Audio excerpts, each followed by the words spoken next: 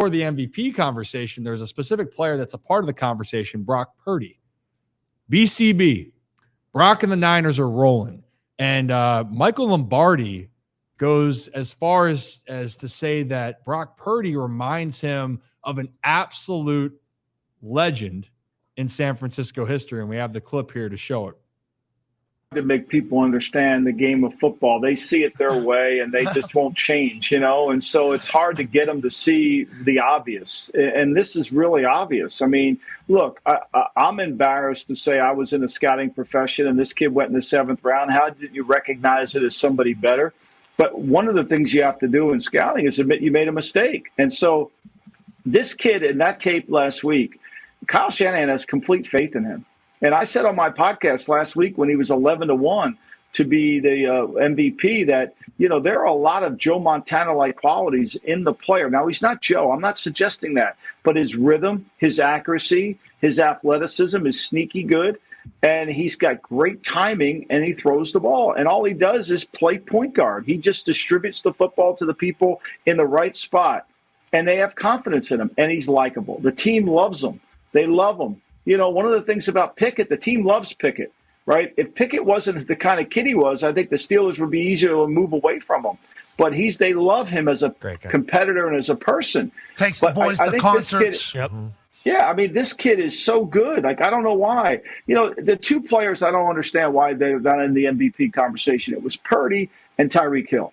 Brock Purdy, I think the fact that he was saying about obvious, right? Because so many people, everyone passed over Brock Purdy, including the San Francisco 49ers, until being Mr. Irrelevant. So it's not that all these teams where the San Francisco was like, yep, we took the chance. Yes, they took the chance on him, but it took until the final pick to do so. So, guys, initial thoughts here on Zach. I'll start off with you with Brock. I know where you're going with this. He's not even a top MVP candidate on his own team. I don't understand how you can put Brock Purdy in the MVP conversation when he just gives the ball to Christian McCaffrey, Debo, and Ayuk, and they make magic happen. If you're going to make an MVP case right now for someone on the San Francisco 49ers, it's Christian McCaffrey, not Brock Purdy. And it's ridiculous it's just because it's a quarterback award. I agree. Just to piggyback on that, we wouldn't be having this conversation about Brock Purdy had he not been Mr. Irrelevant and now performing the way that he is. That's just my opinion. I think that he's playing really great. This isn't me shredding Brock Purdy. It's just that if you put anybody else in the position that he's in, they would do well. They would succeed. I could take any mid quarterback right now, plug him in there, and he would also be putting up similar numbers. For me to be in an MVP conversation, you have to make a significant difference on your team. And I just feel like there's more other players, such as the Tyreek Hill, and we'll get into that in a little bit, that are making significant impacts on their team to where if they weren't there, the team would be doing worse. So Brock Purdy isn't the reason, in my opinion, that San Francisco 49ers are winning games. I think that he's not losing them. And I hate to put him in a game manager type of label because he is better than that. It's just that I don't see him as an MVP type candidate because he's not the difference maker on that team. To Zach's point, a Christian McCaffrey, a Debo Samuel defense is what's making the difference on that team. Yeah. Rocco, don't you do it. I would agree with Zach to an extent and Brad both, because we've had this conversation. If you're going to give it to Brock Purdy or if he ends up winning the award, you just got to call it a quarterback's award because that's what it's been in recent years. It's gone to quarterback after quarterback after quarterback after quarterback. I also agree with Christian McCaffrey. Brock Purdy is not the best player on his team at this point in time. That goes to Christian McCaffrey. What he's doing in the NFL, what he's doing for fantasy teams, that's not part of my argument, but he is significantly helping out my fantasy team. He's one of the top players. Mine too. Absolutely killing it. But how versatile he is, what he's able to do in the ground game, in the pass game. Christian McCaffrey is having a hell of a season. And if we're going to put Brock Purdy up there, Christian McCaffrey needs to be as much up there or higher than Brock Purdy. Now, I will say this about Brock Purdy, and you guys can say what you want about the weapons he has. We talked about Jalen Hurts last year being in the end. Well, we didn't, but it was talked about a lot. The weapons he had, winning his team games. He had, I mean, look at the offense he's got. Look at the weapons he has. If you're on a good team, you're going to have weapons. If you have weapons, you're probably going to be in the MVP conversation. I just look at what Brock Purdy has done, not to take anything away from what he's done this season. Against the Cowboys, 4 touchdowns, no interceptions, 252 yards. He was efficient. Against the Eagles, 4 touchdowns, no interceptions, 314 yards. He was efficient. Against the Jaguars, I'm talking 3 playoff teams right here. 3 touchdowns, no interceptions, 296 yards. He was efficient. Statistically, he's got 3,185 yards. That's 7th in the league. 23 touchdowns. That's 4th. 6 interceptions, tied for 65th. And then it's QBR. It sits atop the chart. So what Brock Purdy is doing, he's having a really good season. I agree with you, Brad, to an extent about if he wasn't Mr. Irrelevant, it wouldn't be this feel-good story of worst to first, the last guy picked in the draft to MVP. In my opinion, and I know we're going to get into it, Tyreek Hill should be at the top of the list right now. And Shekel, he dropped it in here. Tyreek, MVP if 2K achieved. I completely 1,000% agree. My final argument on this would be if you put a Justin Fields in that position, what would he put up similar numbers? If you put up even a Jared Goff, like I think Jared Goff and Brock Purdy have a similar game in that, like, you know, you have these players around you and you're making the best of it. I just don't see how it's MVP. It belongs in the MVP conversation. Exactly. I think Brock Purdy is having a very good season, but there is a difference between having a very good season and winning the MVP. I think that's where the difference is.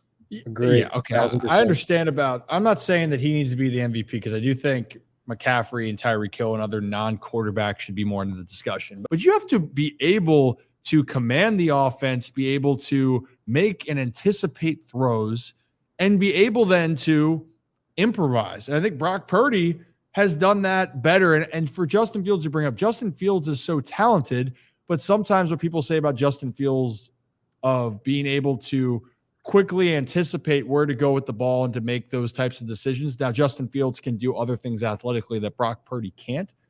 But Brock leads the entire NFL in QBR too. So that's my point of it is this isn't to me a fluke. And I think that Brock Purdy is in a similar case where until he's got to keep winning and winning, and then if he keeps winning, then they'll be like, oh, he's good. But it's similar to Tom Brady where everyone's going, oh, that's Belichick. That team's good. Very good defense. Not until Tom Brady kept doing it for 10 years did people start to give it a little bit of credit. Now, Brock hasn't even played a full season of football yet. But damn, no quarterback really is off to a better start in his first, how many starts now?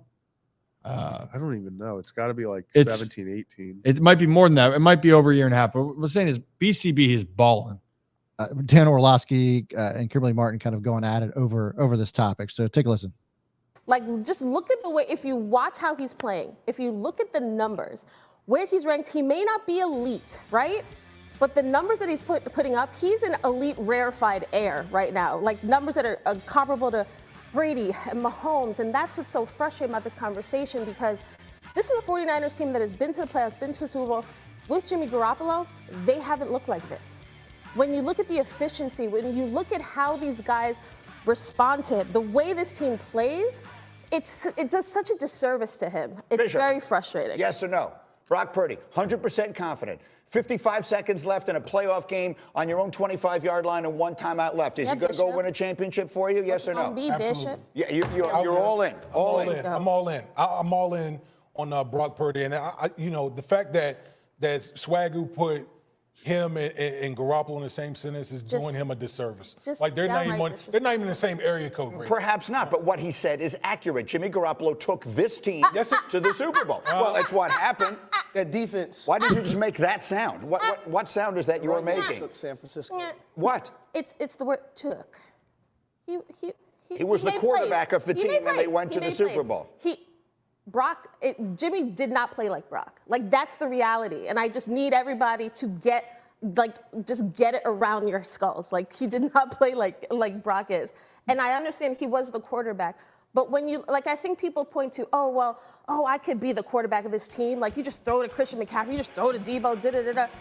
Brock Purdy is benefiting from Yak at a far less rate than Patrick Mahomes was in his 2 MVP seasons. Like, it's not just he's just dinking it off and guys are just taking it to the house. Well, I understand Brock Purdy has a lot of dynamic players around him, but you still got to go out there and make the plays. You look at this throw that he throws against the Seattle Seahawks where he threads the needle. Dan, you talked about this throw multiple times, right? And he's able to get that over a numerous of defenders and be able to complete this football. And then you look at the game against the Jacksonville Jaguars where he's scrambling to the left, right? Naked bootleg.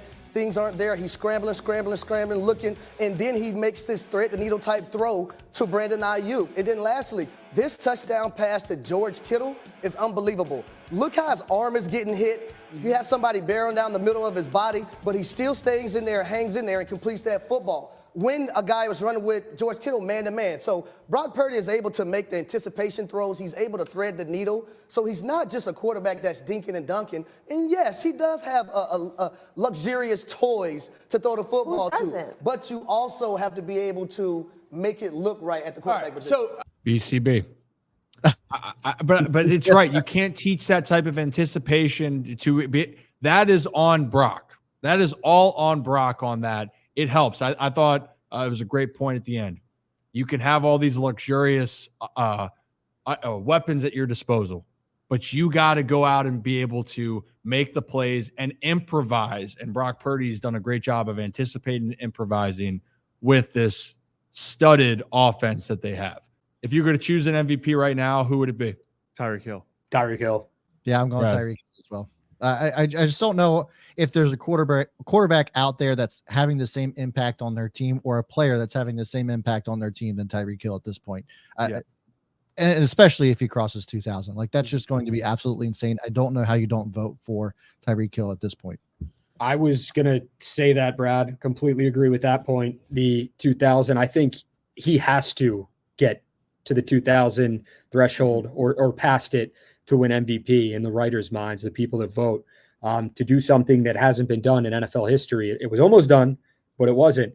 You guys know how many MVPs wide receivers have won in NFL history? Enlighten us. Take a guess. Anyone? 1. 2. 0. No wide receiver has ever won NFL MVP in the 67-year history of the award. Tyreek Hill would be the first. I think Jerry Rice won? Why did I think that too? Because Jerry Rice just did everything else. I'm missing something here. Has to be wrong. Well, I would have swore Jerry won for some reason. Well, guess what, Zach? Stop traffic. He didn't, but he did win a lot of rings. The more you know. Just learning stuff on the It's kind of crazy to think about, though. It's wild. Yeah, it is. Been a quarterbacks, running backs, sometimes defensive players in the mix award. What was the last MVP non-quarterback? Was that Adrian Peterson? Adrian Peterson in 2012. 2013, it should have been J.J. Watt. JJ Okay. Watt. Just saying. We'll find out. I would say if Tyreek gets over 2,000 and that something happens in the NFL that's never happened, that has to be seriously considered. Because if he does that, more than likely, the Dolphins are going to continue to win games. And the Dolphins right now are the number 1 seed in the AFC with a lot of big games remaining, by the way, Dallas, Baltimore, and the Bills. So it should be unanimous.